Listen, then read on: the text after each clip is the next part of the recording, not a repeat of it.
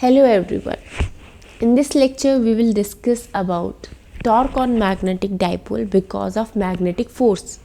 So we will first begin by discussing what a magnetic dipole is.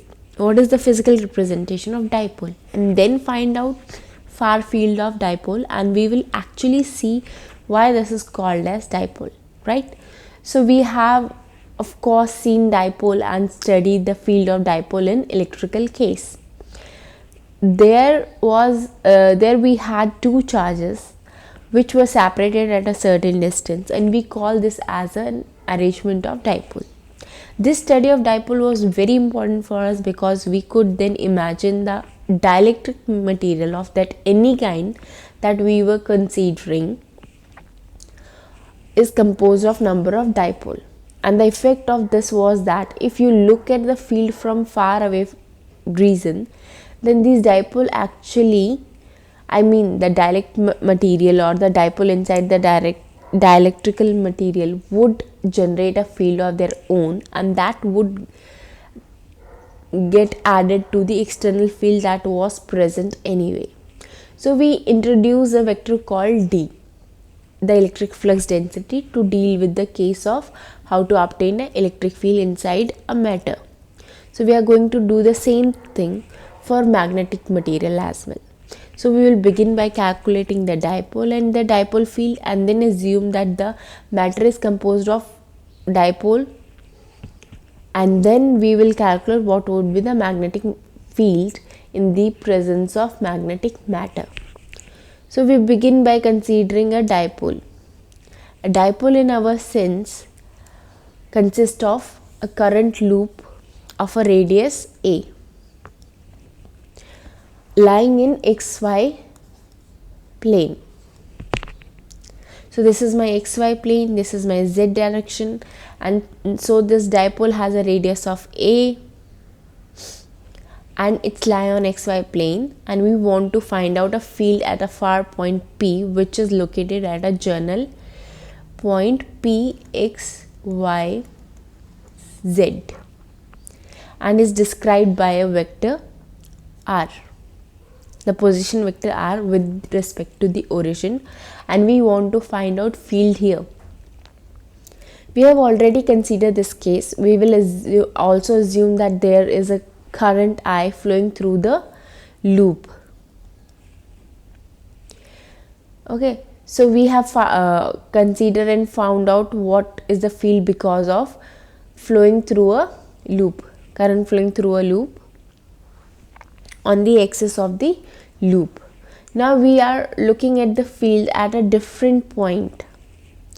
At that point we remark that the corresponding integral will be very difficult to evaluate if you go to the Biot-Savart law. So we will not use Biot-Savart law here. We instead use the concept of vector potential that we discussed in last lecture. So we want to find out the field at this far away point P, which is at a distance of R, and let us consider a vector potential A. So what would be the vector potential A? A vector potential is given by at a point P is given by mu naught by 4 pi, assuming that the medium here is having a permeability of mu naught. So this potential vector is given by mu naught by 4 pi integration of I dl prime by r minus r prime magnitude, right? So ideal of this vector potential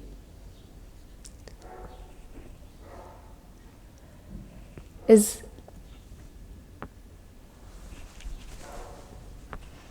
ideal prime is to be evaluated at the source point. Let us consider this is my source point, and then I know that the line element here in cylindrical coordinate can be represented as I dl prime is equals to IA d phi prime along the phi direction. Okay, so in cylindrical coordinate this line element is simply circulating, increasing the value of phi. direction, and I can represent that here. So the line element ideal prime is given by IA d phi prime and in the direction of phi. Of course, I also need to consider what is the capital vector R, which is distance from source point to field point. Okay, let us consider this as a source point and this as a my field point. Okay, so this source point is having R prime vector. Okay, and it turns out that it is easy for me to work in Cartesian coordinate system. Therefore, I will convert this phi into Cartesian coordinate system. If you remember what was the conversion, right? So on two-dimensional case that we consider, this vector R hat and perpendicular to that was my phi vector, phi hat, and in terms of y and x,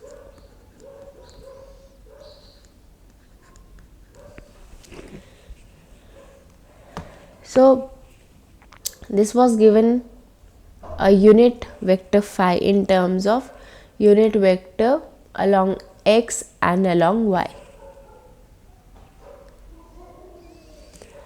And this was given by unit vector phi in terms of unit vector x and y direction is given by cos phi.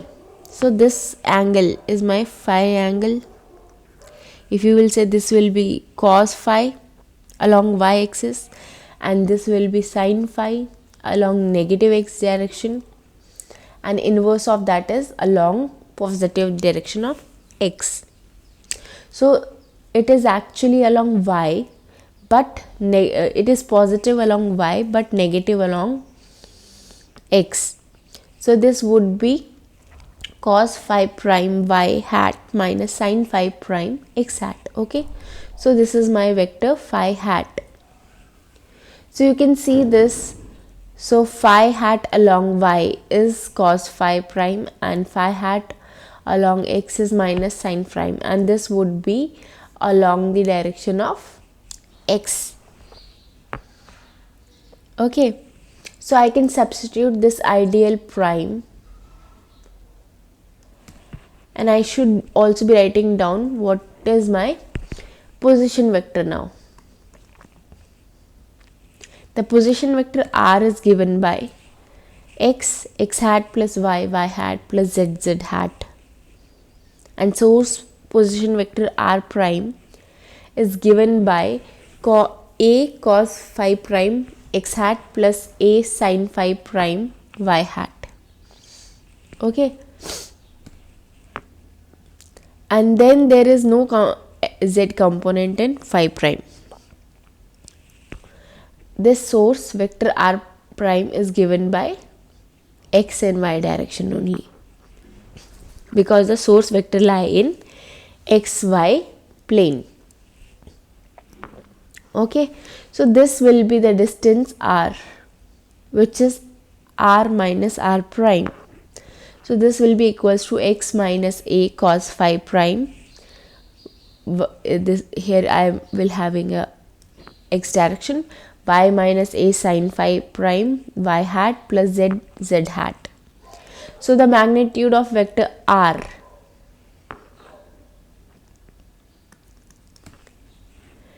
R minus R prime is equals to this fellow. So you can write down this. Okay, so this is the magnitude of vector R. So we now have all the relationships that are required in order to evaluate this integral.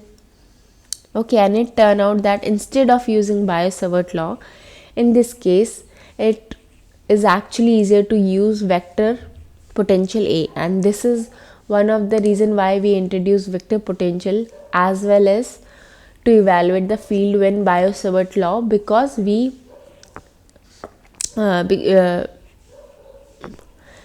introduce vector potential as well as to evaluate the field when Biot-Savart law becomes very difficult to handle. Now before we actually write down what the integral is, we can see the integral actually has this fellow 1 by r. So what would be the 1 by r? I already know what is r. Okay, so if I change the power from half to minus half, then I will get 1 by r. Okay, so 1 by r will be same thing except that there is a power of minus half. So if you want to, we could just write down it like this.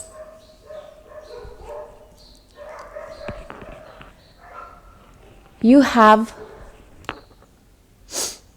cos phi prime square minus y and a sin phi prime square plus z square to the power half.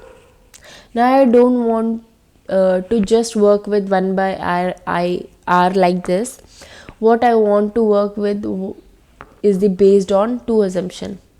One, I am going to assume that the distance from the source point to the field point is much larger than A,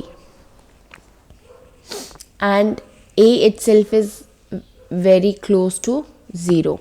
So in another word, I am going to assume that the loop radius itself is quite small,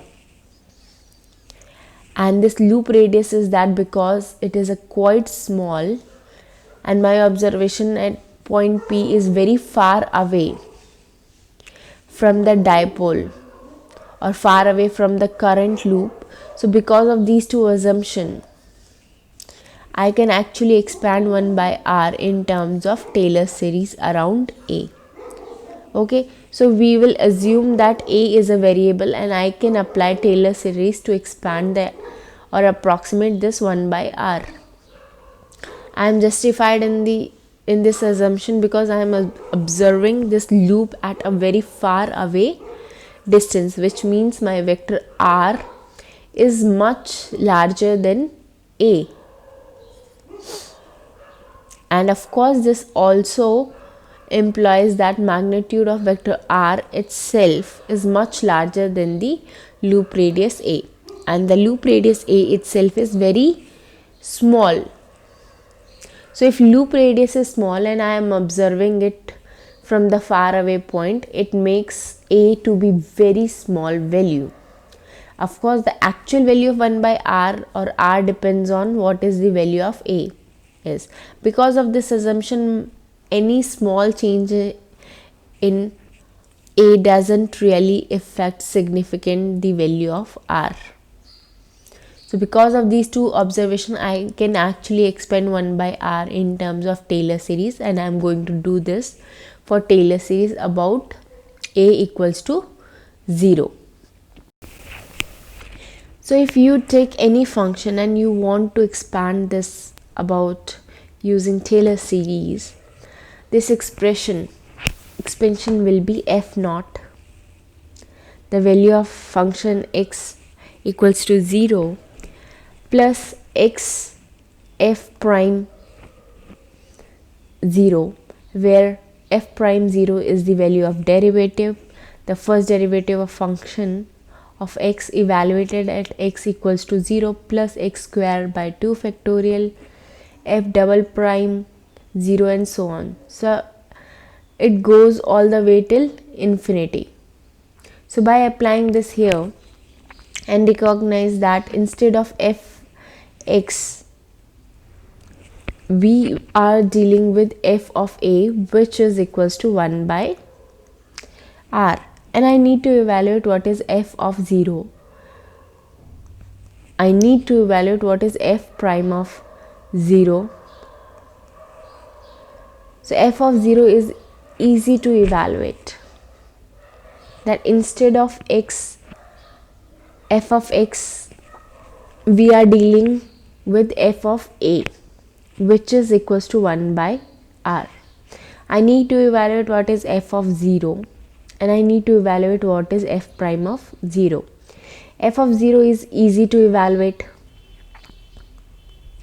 Go back to this 1 by r expression and put a equals to 0. So if I put a equals to 0, I get 1 by x square plus y square plus z square whole to the power half. And this is the distance r, right? So f of 0 is equals to 1 by r. What about f prime of a? And then set a is equals to 0. Well, you differentiate this one with respect to a, you will get minus half. So first you will get here minus half, then this whole expression to the power minus 3 by 2, minus half plus minus half minus 1 will give you minus 3 by 2, and that would of course go into denominator, and then differentiate this argument, which is x minus a cos phi square plus y minus a sin phi square plus z square. We differentiate it, so clearly this half got cancelled with this 2 here in the numerator, and so this all gone. Now if I substitute a equals to 0, this is not there, this will not be there, and this will become x cos prime, and this will be y sin. Okay, so now when you put this here, so you will get a cos phi prime plus y sin phi prime. This minus sign here and this minus sign and this minus sign will become positive. So clearly negative sign is not there.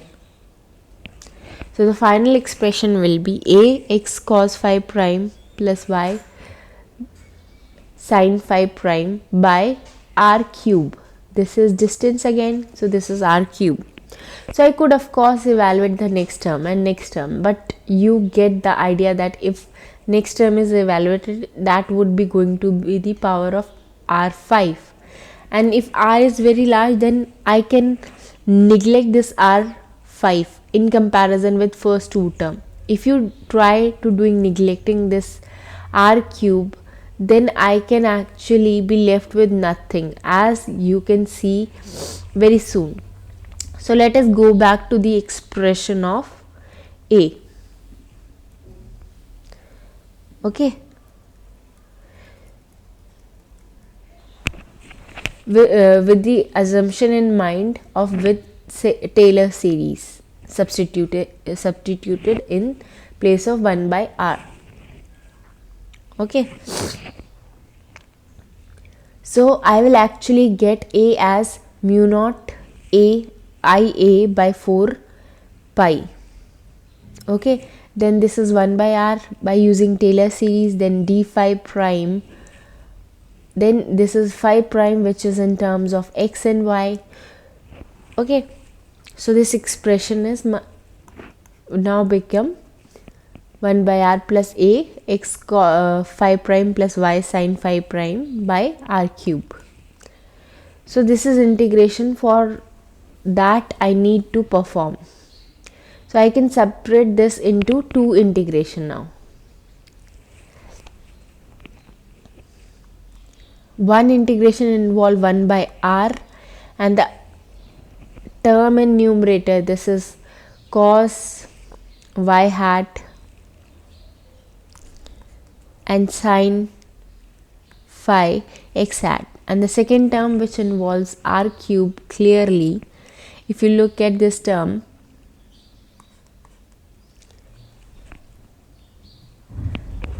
zero to 2 pi 1 by r, I can push this 1 by r outside the integral, and I am left out here with the integration with respect to d phi.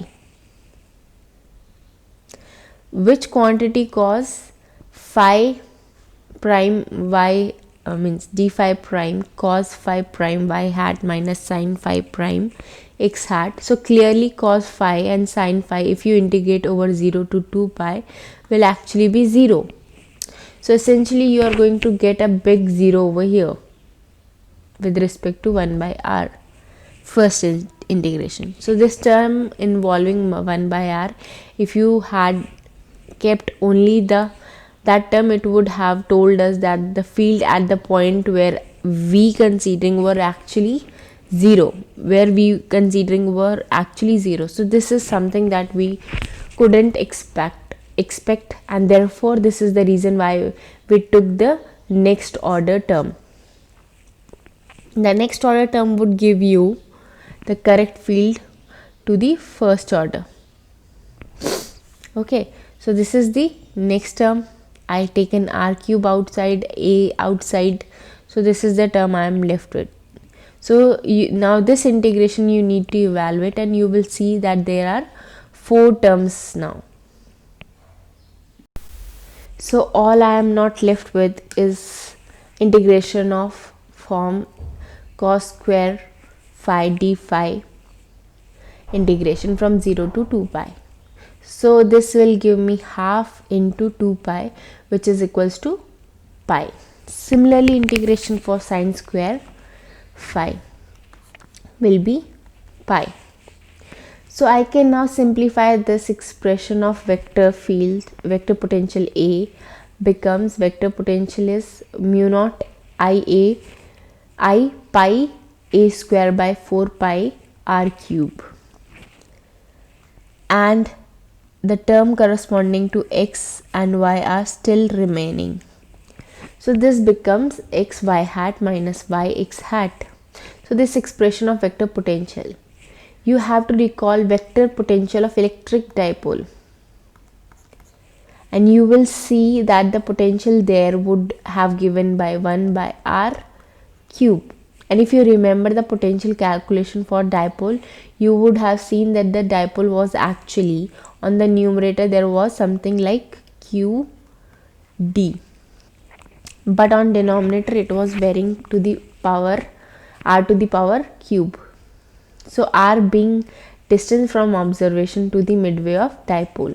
So in both the cases, vector potential, which is going as 1 by r cube, and the scalar potential for electric dipole was given by 1 by r cube. So this r cube is similar what we call a loop of radius a as a dipole. Although there are no poles or charges on the loop of radius a, you won't see the charges. So this is equivalent way of saying, this equivalence becomes the field expressions are or the field potentials are going to be exactly the same, for the fact that there is a numerator. In numerator there is qd, which is eventually becomes the dipole moment p. Similarly, I can identify a dipole moment here as I into s. S is the surface area of the circle, an area of circle being pi a square.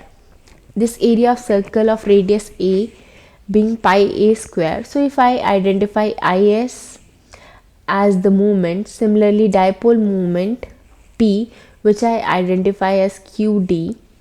So if I identify I as magnetic moment, then the field expressions are very similar, at least with respect to r cube term, and they are looking very similar to each other. So this similarity is exploited in saying that the loop of radius a, which is producing a field at a far field, is actually equivalent to electric field of equal charges but opposite polarity located at a certain distance d. So this equivalence between electrical and magnetic dipole, why should one care of such equivalence? Well, technically you don't have to care of equivalence. You could do whatever that you want with magnetic, static, whatever you want to do with electrostatic. If you recognize the equivalence though, then you can actually exploit the physical idea that we employed in electrostatic and carry out those physical idea to magnetic matter. So that is the reason why we want to establish some amount of equivalence. Okay, so coming back to this potential A, we know we have shown that this vector potential in spherical coordinate system, this term x y hat minus y x hat, that simply becomes r sine theta. Okay, so it would be going in the direction of phi hat. So you can do this as an exercise to conversion from Cartesian to spherical. It would not really wants to do that.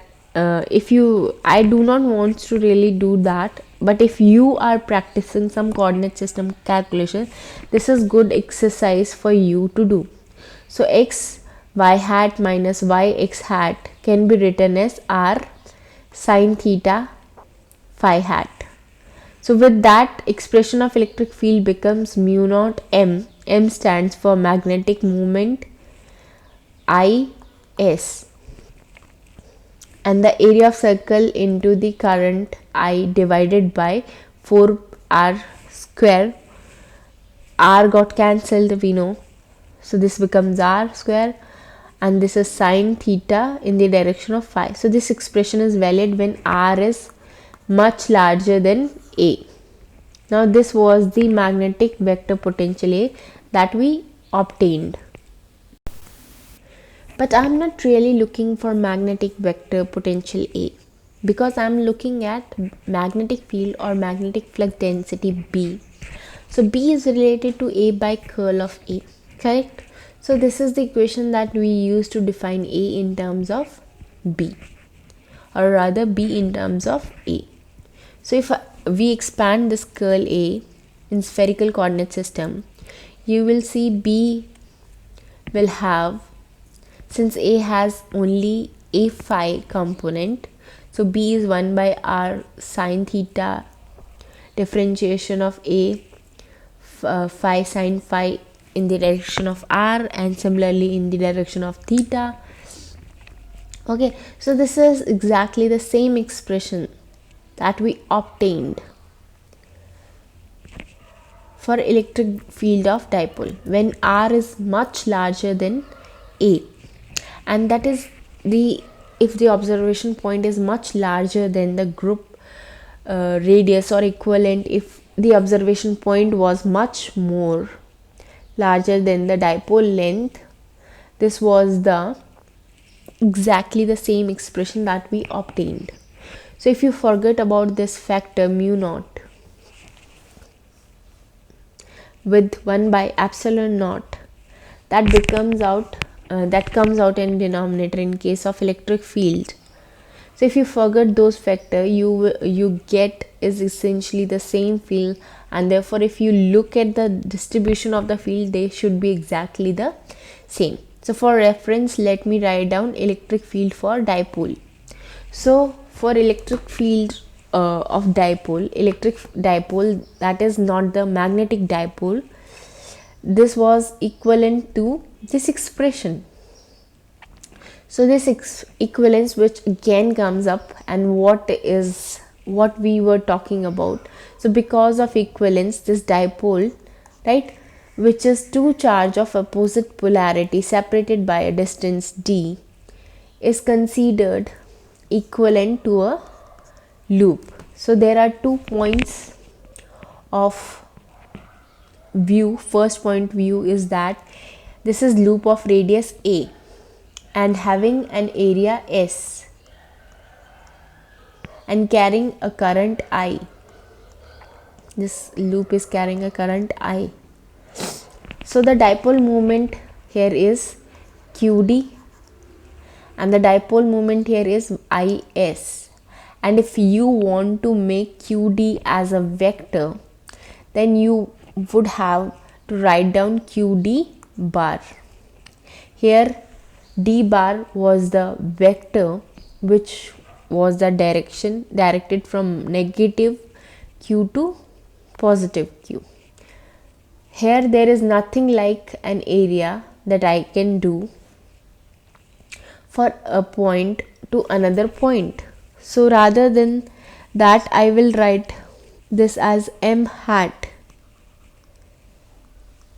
is the normal to the loop. Whichever direction the normal is, that would be the direction of magnetic movement, and the value of magnetic movement or magnitude of magnetic movement will be Is, S being the surface area of the loop.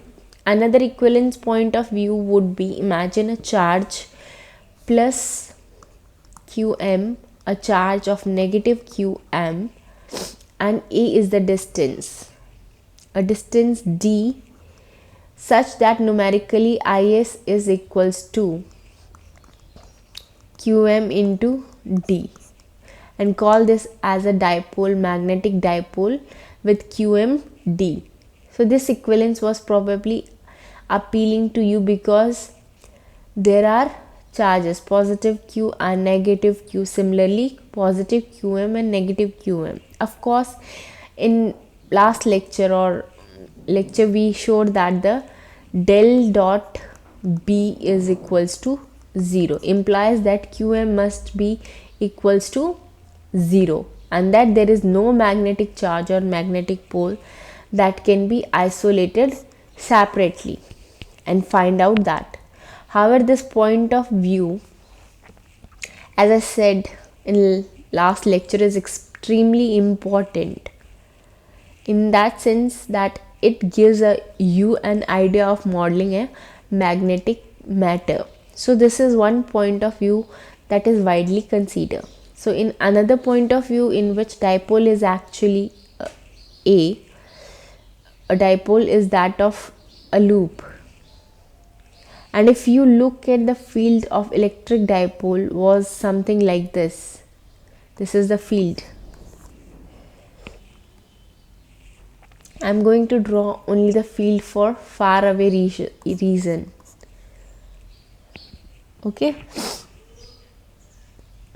So I am looking at the field for the far away regions. So field was actually like this, right? So I was symmetric around here. So these are supposed to be circle. So I slightly have difficulty in drawing exact. So this is the figure you can see there. Okay. So similarly for magnetic dipole, two charges, positive qm, negative qm, physically you would think that this is a permanent magnet with north and south pole. The field of this far away will exactly equal to the field of electric dipole. So these are the field of electric dipole, and this would look exactly same in the far away region. So in another one was the loop. The loop would also look the same way. Okay. So if I have current carrying like this, then applying right hand rule, so here the field would be like this. Okay, so both the fields are same in electric as well as magnetic dipole. Now what we are interested in, if I apply an external field on dipole, will there be a force on dipole? So it turns out that there will be a force on dipole in the form on the dipole, and we want to calculate that force. So assume that we have a small dipole in the form of loop carrying current I. So now I am going to apply a magnetic field at a uniform magnetic field of value B external, and this angle that it would make with respect to Z axis would be theta. What happened physically is that the loop starts to align itself along the direction of magnetic field, and we want to show what would happen there was, or what would be the reason for that. Consider a point, any point over here. So there is a line, a current that is going through this loop.